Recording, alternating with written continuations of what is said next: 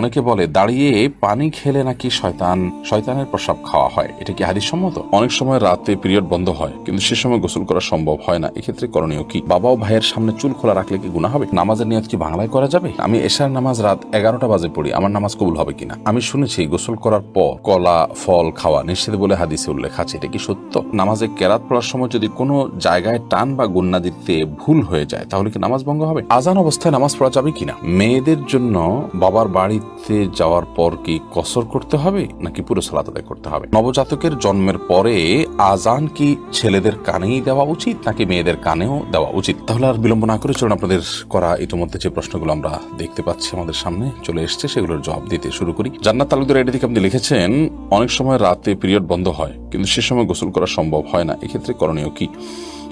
আপনি পরবর্তী সালাতের ওয়াক্ত হওয়ার আগে আগে গোসল করে ফেলবেন। ওমর ফারুক আপনি লিখেছেন, আমি শুনেছি 3 বার বিসমিল্লাহ পড়ে কাপড়ের কোনা ধুলে পুরো কাপড় পাক হয়ে যায়, এটা কি সঠিক? আপনার কোনো কাপড়ে যদি ময়লা লাগে, কোন জায়গায় লেগেছে আপনি জানেন না, কিংবা বেশিরভাগ জায়গায় লেগেছে, আপনি যে কোনো কোনা ধরে বিসমিল্লাহ 3 বার পড়ে ধুয়ে ফেলবেন আর আপনার পুরো কাপড় পাক হয়ে যাবে। ব্যাপারটি তো সহজ নয়, বরং আপনাকে পুরো কাপড় পাক করার জন্য চেষ্টা করতে হবে।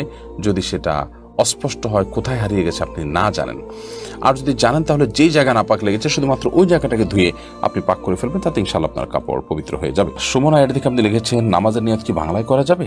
নিয়ত মানে তো মনের ইচ্ছা, মনের যে ইচ্ছা, মনের যে টার্গেট, মনের যে লক্ষ্য, আপনি কি নামাজ পড়ছেন, কোন সময় পড়ছেন, এটাকে উপস্থিত করতে পারা, এটাকে জাস্ট আপনার মাইন্ডে আপনি হাজির করলেন, মুস্তাহাজার যেটাকে বলা হয়, সেটাই যথেষ্ট।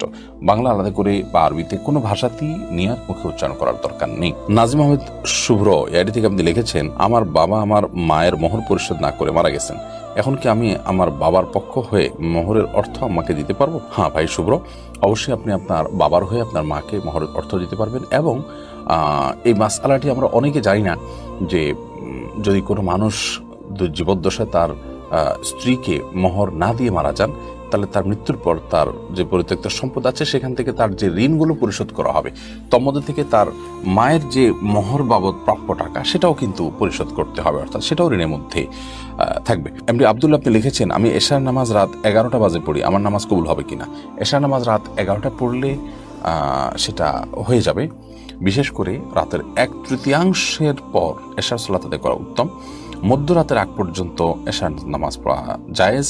মধ্যরাতের পরে যদি কেউ ভোরাতেও পড়ে তাহলে সেক্ষেত্রে সেটাও জায়েজ হতে পারে নিরুপায় ব্যক্তির জন্য। সচরাচর কোনো ওজর ছাড়া মধ্যরাতের পর পর্যন্ত এশাকে নিয়ে যাওয়া উচিত নয়।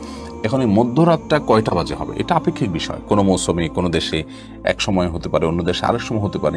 আমাদের দেশে শীতকালে মধ্যরাত এক সময় হয়, গরমকালে আরেক সময় হয়, কারণ গরমকালে রাত ছোট থাকে, শীতকালে রাত অনেক বড় থাকে। তো এটা ভ্যারি করবে যে সূর্য ডোবা থেকে নিয়ে শোবে সাদেক বা ফজর ওয়াক্তে শুরু হওয়া পর্যন্ত পুরো সময়টাকে ভাগ করে তার ঠিক মাঝামাঝি যে জায়গাটা সেখানে হলো আপনার আমাদের সীমানা, তার আগে আগে আমাদেরকে এশার সালাত আদায় করতে হবে। আর পরে করলে আদায় হয়ে যাবে, যদি ফজরের সালাতের ওয়াক্ত হওয়ার আগে আগে তাহাজ্জুদের সময় 3টা-4টা বাজে রাত পড়েন তাও আদায় হয়ে যাবে, বাট এটা অনুচিত এবং এরকম বিলম্ব করা উচিত না। নবী করিম সাল্লাল্লাহু আলাইহি সাল্লাম ওয়াক্ত মতো সালাত আদায়ের উপর আমাদের খুব বেশি গুরুত্ব আরোপ করেছেন। সিরাত উর্মি ইসলাম এআইডি থেকে আপনি লিখেছেন, বাবা ও ভাইয়ের সামনে চুল খোলা রাখলে কি গুনাহ হবে? না, বাবা বা ভাইয়ের সামনে চুল খোলা রাখলে মেয়েদের জন্য গুনাহ হবে না। নিয়ামতুল্লাহ আপনি লিখেছেন, আজান অবস্থায় নামাজ পড়া যাবে কিনা? আজান চলাকালীন নামাজ পড়লে কোনো অসুবিধার নামাজ হয়ে যাবে, তবে ধরুন আজান শুরু হয়েছে, তখন আপনি নামাজের নিয়ত না করে আজানের জবাব দিবেন।